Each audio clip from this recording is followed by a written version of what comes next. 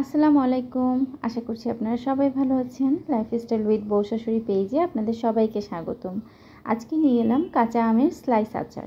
চলুন দেখে নেওয়া যাক কীভাবে এই আচারটি বানাবো। প্রথমেই আমি 3 কেজি আমের মতো এখানে স্লাইস করে কেটে নিয়েছি। তো এভাবে করে স্লাইস করে কেটে নেবেন পাতলা পাতলা করে। তো কাটার পর আমি এই 3 কেজি আমকে আমি 3 টেবিল চামচ লবণ দিয়ে মাখিয়ে রেখে ফ্রিজে রেখে দিয়েছিলাম 24 আওয়ার্সের জন্য। রাখার পর এই যে দেখুন অনেকটুকু পানি ছেড়েছে আম থেকে। তারপর এটাকে আমি ছেঁকে নিব, একদম যেন পানি না থাকে, কারণ এই আমে পানি থাকলে আচারটা নষ্ট হয়ে যাবে। যে দেখুন কতগুলো পানি বের হয়েছে ছাকার পর। আমি এরকম আরও কিছুটা পানি ফেলে দিয়েছিলাম আগে। তো এরপর আমি এখান থেকে কিছু আম নিয়ে এভাবে করে একটা টাওয়েলের মধ্যে ছড়িয়ে দিচ্ছি। এভাবে একদম পাতলা করে ছড়াতে হবে যেন সেই আমগুলো থেকে পানিটা আমি টাওয়াল দিয়ে মুছে ফেলতে পারি। তো এভাবে করে ছড়িয়ে তারপর আমি টাওয়ালটা দিয়ে পানিগুলো মুছে নিতে হবে, যেন এখানে আমের মধ্যে যেন কোনো পানি না থাকে। তো এভাবে করলে টাওয়ালটা পানিগুলো সোক করে নিবে।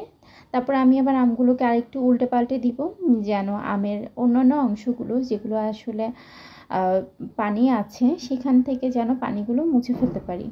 তো এইটাতে পানি থাকলে যখন আমরা আচারটা বানাবো তখন কিন্তু আচারটা নষ্ট হয়ে যাবে। তাই মেক শিওর করতে হবে এখানে কোনো পানি নেই। তার জন্য এটাকে আমি ভালো করে চেপে চেপে আমি পুরোটুকু পানি যতটুকু সম্ভব আমি এভাবে করে টাওয়েলে নিয়ে নিচ্ছি, যেন ম্যাক্সিমাম পানিটুকুই আমি অ্যাবজর্ব করে নিতে পারি টাওয়েল দিয়ে। এই যে আমি যেভাবে করে একটু নেড়ে চেড়ে দিচ্ছি বারবার দিয়ে আমি টাওয়েল দিয়ে চেপে চেপে নিচ্ছি, সেভাবে করেই আপনারা এই জিনিসটা করবেন। এটা একটু ধৈর্য সহকারে করা লাগবে, কারণ এখানে পানি না থাকাটা খুব ইম্পর্টেন্ট।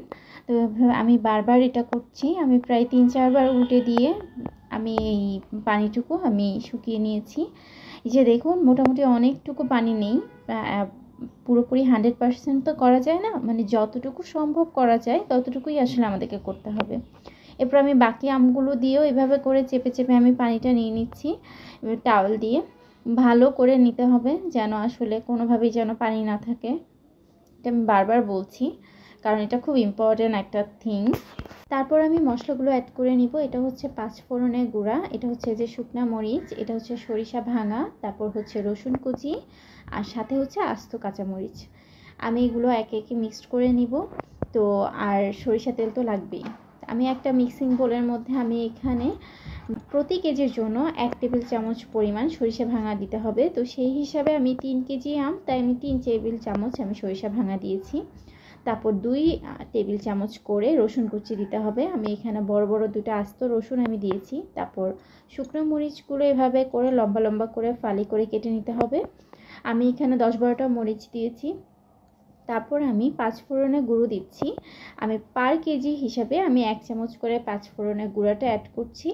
তারপর আমি দিচ্ছি শুকনো কাঁচামরিচ। এই কাঁচামরিচগুলো আমি ধুয়ে সেম প্রসেসে টাওয়েল দিয়ে মুছে শুকিয়ে নিয়েছি।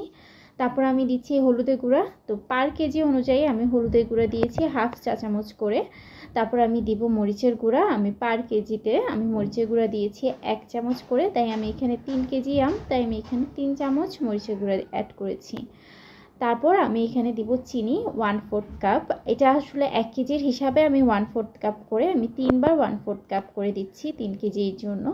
আমি অ্যাড করব এখানে সিরকা। এখানে আমি পার কেজি হিসাবে 1/4 কাপ করে সিরকা নিয়েছি। আচ্ছা, আপনারা কিন্তু এখানে চিনিটা কম বেশি ইউজ করতে পারেন। আপনারা যারা একটু বেশি মিষ্টি খান তারা আরেকটু চিনি অ্যাড করবেন। আর তারপর আমি দিয়ে দিচ্ছি লবণ। লবণটা দিবেন আপনার পরিমাপ অনুযায়ী, কিন্তু এখানে লবণটা অ্যাড করার সময় আপনাকে খেয়াল রাখতে হবে আমটা যখন আপনি মিক্সড করে লবণ দিয়ে ফ্রিজে রেখে দেবেন 1 দিনের জন্য, তো সেই আমের মধ্যে কিন্তু কিছুটা লবণ আছেই। তো সেই হিসাবে আপনাদেরকে লবণটা দিতে হবে। তারপর আমি এখানে 3 কাপ আমি সরিষা তেল দিয়ে দিচ্ছি, মানে পার কেজির জন্য 1 কাপ করে। তো সেই হিসাবে আমি এখানে 3 কাপ সরিষা তেল দিয়ে দিচ্ছি। তারপর আমি এই মিক্সটাকে আমি ভালো করে মিশিয়ে নিচ্ছি। যখন দেখবেন যে চিনিটা মেল্ট হয়ে গিয়েছে তখন এই মিশ্রণটা রেডি হয়ে যাবে আমের সাথে মিক্সড করার জন্য। আচ্ছা, এই ফাঁকে বলে দিই, আপনারা যদি আমাদের ইউটিউবে সাবস্ক্রাইব করে না থাকেন এখনও, প্লিজ একটা সাবস্ক্রাইব করে দিবেন আর বেল আইকনে একটা ক্লিক করে দিবেন, যেন আপনারা নতুন কোনো ভিডিও আসলে সেটা নোটিফিকেশন পেতে পারেন। আর সাথে ফেসবুকে লাইক, কমেন্ট ও শেয়ার দিয়ে আমাদের পাশে থাকবেন।